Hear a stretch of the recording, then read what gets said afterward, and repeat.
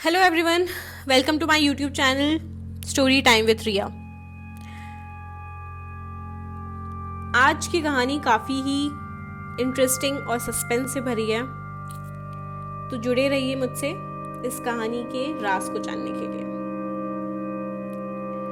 मेरा दोस्त विक्रम जैसे ही उसने कॉलेज फिनिश किया तो उसने दिल्ली जाने की तैयारी करना शुरू किया, क्योंकि उसका प्लेसमेंट हो चुका था काफ़ी अच्छी कंपनी में। उसका प्लेसमेंट उसके लास्ट सेमेस्टर के ख़त्म होने से पहले ही कंप्लीट हो गया था और उसे काफ़ी अच्छा पैकेज भी मिला था, क्योंकि वो फ्रेशर था। जो पैकेज उसे मिला था वो काफ़ी एक्सपेक्टेड था और काफ़ी अच्छा था।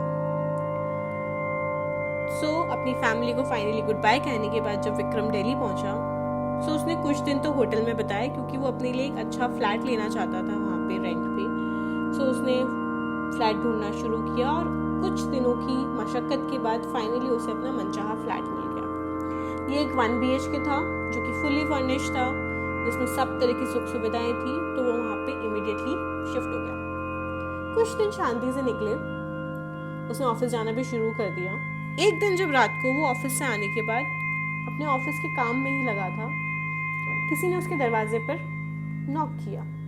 उसने टाइम चेक किया, रात के 2 बज रहे थे।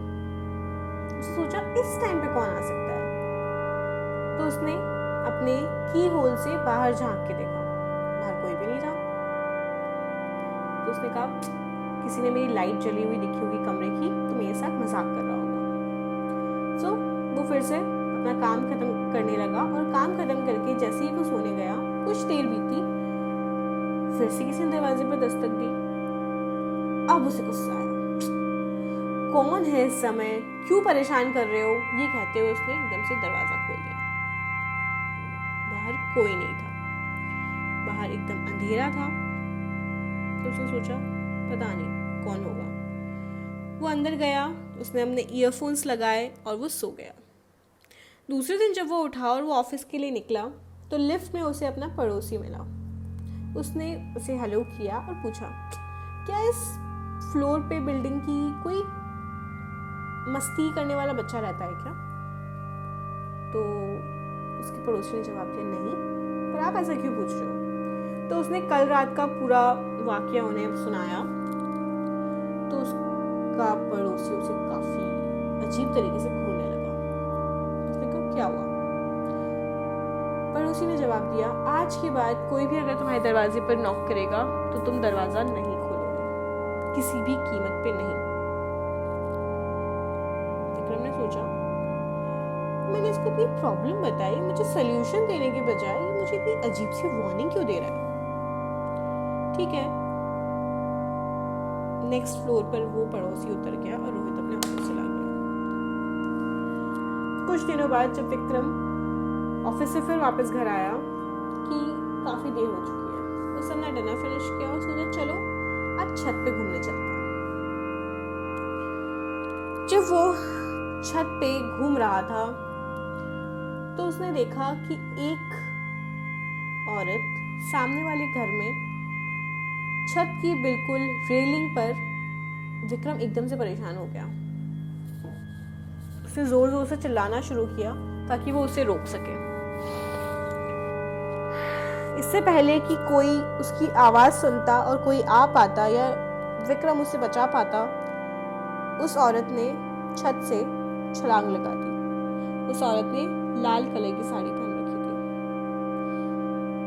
विक्रम ने डरते हुए नीचे झांक के देखा और जैसे ही उसने देखा उसका दिल एकदम से धड़कना ही बंद हो गया। जैसे वो उस औरत ने जिसने छलांग लगाई थी अभी वो रोड पर आराम से चल रही थी। विक्रम इतना डर गया था कि वो पागलों की तरह दौड़ता हुआ नीचे चला गया और जब वो नीचे जा रहा था तो वही पड़ोसी जिसने उसे वार्निंग दी थी उसने उसकी इस हालत को देख लिया। विक्रम चुपचाप अपने कमरे में चला गया और वहां जाके वो सो गया। पर अब पूरी रात उसे वही सपना बार बार आने लगा कि वो औरत लाल साड़ी में अपनी छत पे खड़ी है, उसने छलांग लगाई और रोड पर नॉर्मल चल रही है। सुबह जब वो उठा तो वो बुरी तरीके से बुखार में तप रहा था। कुछ देर बाद उसके दरवाजे पे किसी ने दस्तक दी। एक बार तो वो डर गया, पर थोड़ा सा सोचा खोल देता हूँ। उसने जैसे ही दरवाज़ा खोला, सामने उसके मकान मालिक का बेटा खड़ा था, जो कि उसी की उम्र का था।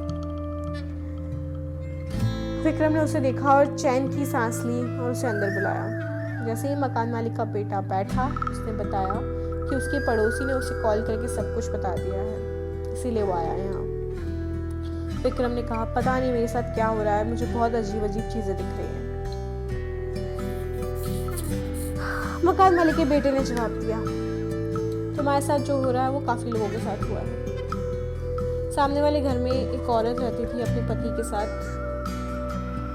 कुछ टाइम बाद एक दिन सुबह जब वो उठी तो उन्हें देखा कि उनके हस्बैंड की डेथ हो गई है और उन्हें हार्ट अटैक आया था।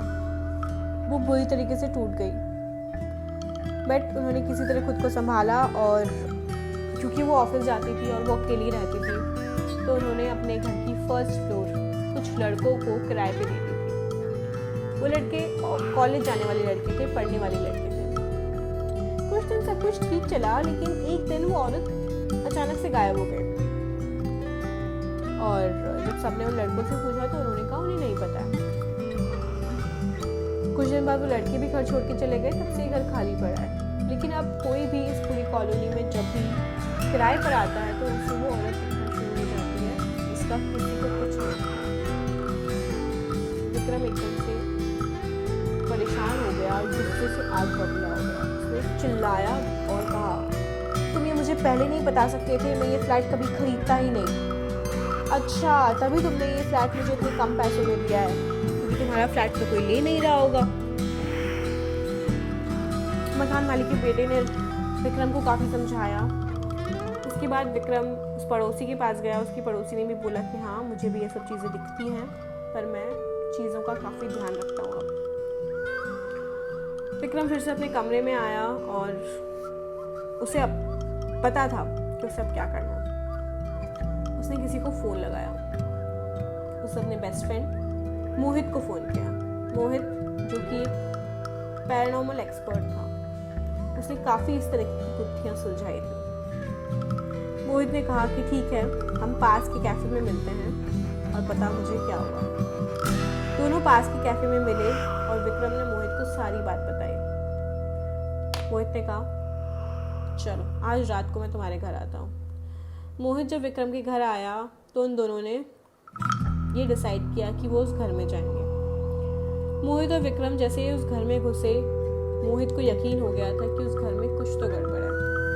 अपनी सारी शक्तियाँ और जितना भी उसे नॉलेज था उन सब से मोहित ने फाइनली पता लगा लिया था कि उस औरत के साथ क्या हुआ था। अपने पति की डेथ के बाद जब उस औरत ने उस घर को उन 4 लड़कों को रहने के लिए दिया था, उन 4 लड़कों ने एक रात को उसे अकेला पाकर उसका रेप किया और उसे मार कर उसी घर में पीछे उनके गार्डन एरिया में दफना दिया। किसी ने भी उस औरत के बारे में जानने की कोशिश नहीं की। सबने उन लड़कों पे यकीन कर लिया कि वो कहीं चली गई और आज भी वो उस घर के पीछे गार्डन एरिया में दफन है और वो लड़के आराम से इस दुनिया में घूम रहे हैं। जब तक उसे इंसाफ नहीं मिलता वो इस घर को छोड़कर जाने को तैयार नहीं थी। मोहित ने ये सारी बात विक्रम को बताई और उन्होंने उसी समय पुलिस को फोन कर दिया। जैसे ही पुलिस आई, मोहित ने पुलिस को सारी बात बताई और पुलिस ऑफिसर्स और कुछ पड़ोसियों की मदद से उन्होंने जब गार्डन एरिया में खड्डा खोदा तो उन्हें उस औरत की लाश मिली वहाँ पे। और घर में जो भी एविडेंस थे, जो भी पड़ोसियों से पता चला, सब पता करके पुलिस ने फाइनली उन 4 लड़कों को पकड़ लिया और कुछ दिनों बाद उन्होंने मान भी लिया कि उन्होंने अपना जुर्म क्या किया, उन्होंने अपना जुर्म कबूल कर लिया।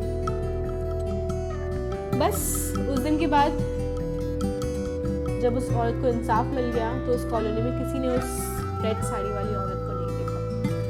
सब लोग वहाँ पे आराम से रहते हैं, किसी को कोई परेशानी नहीं होती। ऐसी ही रोमांचक इंटरेस्टिंग कहानियाँ सुनने के लिए मेरे चैनल को सब्सक्राइब करें, स्टोरी टाइम विद प्रिया, और इसे लाइक शेयर एंड कमेंट करना ना भूलें। Thank you.